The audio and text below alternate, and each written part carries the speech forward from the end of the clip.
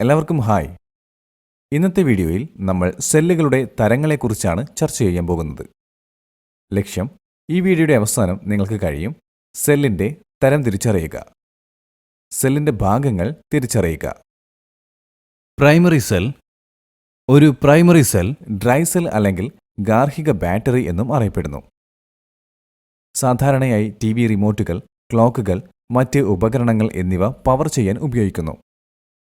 Primary സെല്ലുകൾ recharge ചെയ്യാൻ കഴിയാത്തതും അവയുടെ ആയുസ് അവസാനിച്ചതിനു ശേഷം ഉപേക്ഷിക്കേണ്ടതുമാണ്. ഇലക്ട്രോലൈറ്റ് ദ്രാവക രൂപത്തിലല്ലെങ്കിൽ അവയെ ഡ്രൈ സെൽസ് എന്നറിയപ്പെടുന്നു. പ്രൈമറി സെല്ലുകൾക്ക് സാധാരണയായി ഉയർന്ന ഊർജ്ജ സാന്ദ്രതയും ശേഷിയുമുണ്ട്. ഡിസ്ചാർജ് ചെയ്യാൻ മന്ദഗതിയിലുള്ളതും ഉപയോഗിക്കാൻ എളുപ്പമുള്ളതും അമിതമായി ചിലവേറിയതുമല്ല. സെല്ലുകളുടെ തരം: mercury cell, zinc carbon cell, ആൽക്കനി സെൽ, വോൾട്ടായിക് സെല്ലുകൾ, silver oxide cell, lithium cell. Mercury സെല്ലുകൾ. മെർക്കുറി സെൽ ഒരു zinc anode, mercuric oxide cathode, potassium hydroxide എന്നിവ ഇലക്ട്രോലൈറ്റായി അടങ്ങുന്ന ഒരു തരം ഡ്രൈ സെല്ലാണ്. ആൽക്കലൈൻ ഇലക്ട്രോലൈറ്റിക്കൽ മെർക്കുറിക് ഓക്സൈഡും സിങ്ക് ഇലക്ട്രോഡുകളും തമ്മിലുള്ള പ്രതിപ്രവർത്തനം മെർക്കുറി സെല്ലുകൾ ഉപയോഗിക്കുന്നു. ലെഗ്ലാൻഡ് സെൽ. ലെഗ്ലാൻഡ് സെല്ലുകൾ ഒരു തരം സിങ്ക് കാർബൺ സെല്ലാണ്. ഈ സെല്ലിനുള്ള കണ്ടെയ്നർ ഒരു ഗ്ലാസ് പാത്രമാണ്. ഭരണിയിൽ അമോണിയം ക്ലോറൈഡിൻ്റെ ശക്തമായ ലായനി അടങ്ങിയിരിക്കുന്നു. ഈ പരിഹാരം ഒരു ആൽക്കലിയാണ്, ഇലക്ട്രോലൈറ്റായി പ്രവർത്തിക്കുന്നു.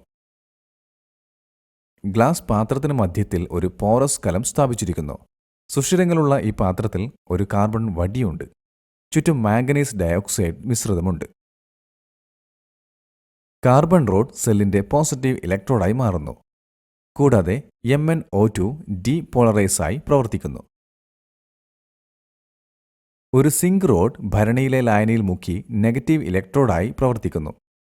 ടെലിഗ്രാഫി, ഇലക്ട്രിക്കൽ ബെൽ, സിഗ്നലിംഗ് ജോലികൾ എന്നിവയ്ക്കും ഇടയ്ക്കിടെയുള്ളതും കുറഞ്ഞ കറണ്ട് ആവശ്യമുള്ള ജോലികൾക്കും ലെഗ്ലാൻഡ് സെൽ വ്യാപകമായി ഉപയോഗിക്കുന്നു. Alkaline cell.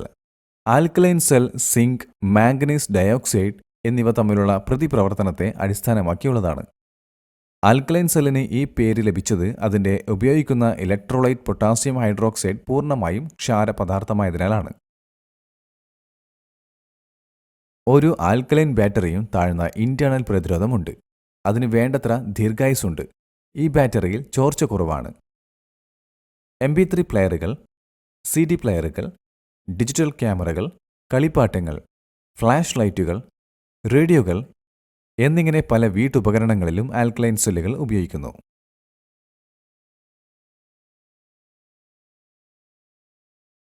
Voltaic cell. ഒരു വോൾട്ടായിക് സെൽ ചെമ്പും സിങ്കും ഉപയോഗിക്കുന്നു. രണ്ട് ഇലക്ട്രോഡുകളും സൾഫ്യൂരിക് ആസിഡും ഇലക്ട്രോലൈറ്റായി. അവ ഒരുമിച്ച് സ്ഥാപിക്കുമ്പോൾ ഇലക്ട്രോഡുകളും സൾഫ്യൂരിക് ആസിഡും തമ്മിൽ ഒരു രാസപ്രവർത്തനം സംഭവിക്കുന്നു.